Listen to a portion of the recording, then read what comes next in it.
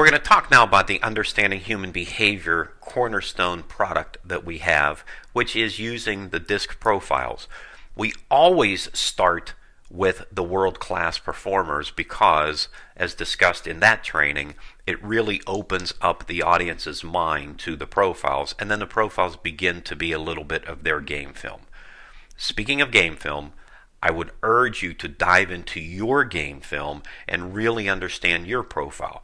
In this conversation, I'm going to talk about the slides that we use, why we use them, some of the strategy behind it, give you some tips around how we present this, but I can't urge you enough to get into your own profile so you can understand some of your intuitive, unconscious tendencies so that you can manage those along the way in your consulting practice. You're going to have a complete slide deck to present Understanding Human Behavior. There are facilitators manuals and talk tracks for each of the slides. There's a workbook that you can produce for your clients. There's additional reading material. There are research reports. I'm going to urge you to look at all of that.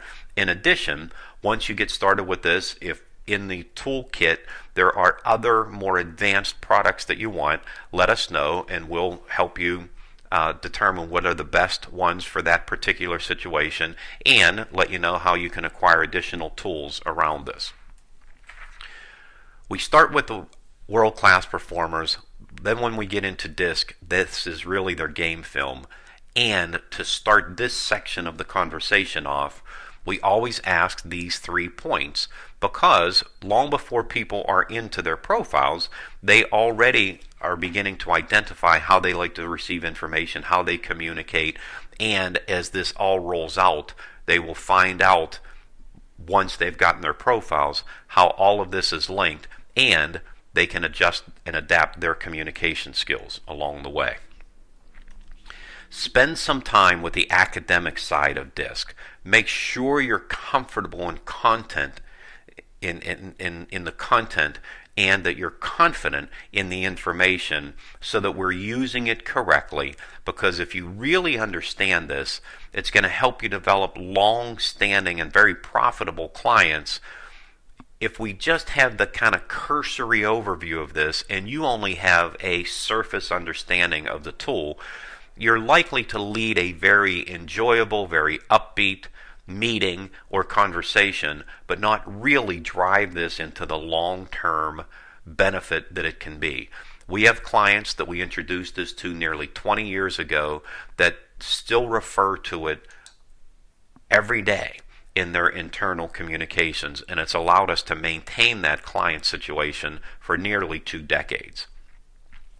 Our strategy on using the profiles and presenting them is to talk about the profiles, what they are, what the various styles are, how human behavior is developed. In your facilitator's manual, this slide will be explained. We really want to lay that groundwork before we give them their profiles. So we find it very useful to have them gain an understanding leading up to their profiles. One little hint here is the folks who have completed the profiles, your clients, are looking forward to that information and are anxious to see it. So getting the positioning across beforehand will allow you to leverage it after they see their profiles. We do talk about each individual style. A couple of hints I might like to offer to you here is I always start with a quick apology from the standpoint of, for the next few moments, I will talk about each of these styles as if they are siloed. However, that's just so I can explain the individual styles. It is not as if we do not all have each of these characteristics in our style. So I explain out of the gate that I'm going to be talking about these in silos. However, once they get their profile, they're going to see they're a blend of all of the different styles. A couple of other hints I'm going to offer along the way for each of these styles, and one of them is please be very careful that you remain neutral in your positioning of each of these styles. Sometimes we may add a piece or or a point or conversation to a particular style that is a bit opposite of us, and that can be very offensive to certain styles. Be very careful that any analogy that you use or the words that you choose are neutral and not offensive to anyone in your audience. I learned that by presenting this for nearly 2 decades. One of the most interesting to me was when I was presenting how to communicate with a high I always used to mention allowing time for chit-chat. I had a high I approach me and ask if they could give me feedback, and told me that that was offensive. It's not chit-chat. It's rapport building. Chit-chat is dismissive. It's not important. It's as if what they're telling me is not at all valued. So I realized that my prejudice leaked out in my use of the term chit-chat. So be very careful that how you present this is not offensive to anyone in the group. Another hint I would offer is look at your profile and look at what is your least style. What's the least dominant style that you have? Mine happens to be the S. And I have been approached many times, hopefully I have fixed it in the last couple of years, by high S's in the room that felt I was discounting that style a bit. My stories weren't quite the same. My positioning of it wasn't quite the same, because, quite frankly, that was my biggest developmental area, and I had a very difficult time relating to that style. That is going to take you some practice. Look at what your lowest point of your graph is, what is your least dominant characteristic, and be hypersensitive that that is an area that you have to address in order to not offend those in your audience, those in your clients that have that style. In presenting this and dealing with the conversation around high Cs, I might offer that you expect a little bit of pushback and some questions from the folks that have this as their dominant characteristic. There's a tendency for high Cs to find the 1 or 2 things in their profile that just isn't quite accurate, and to latch on to that and really not look at the 80 or 90 things that are very accurate in their profiles. Do not take that personally.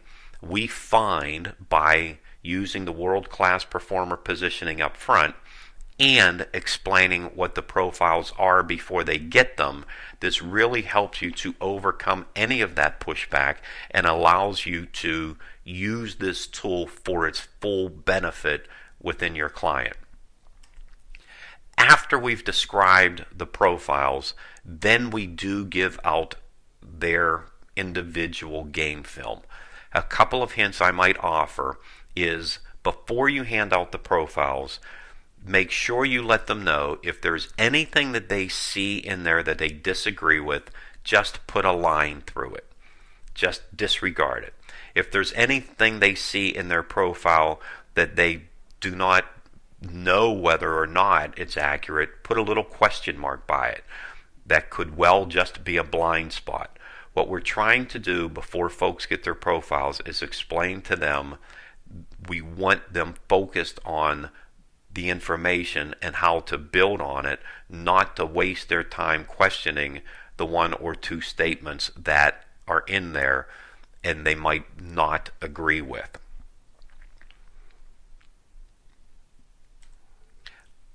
Couple of final hints on using the profiles.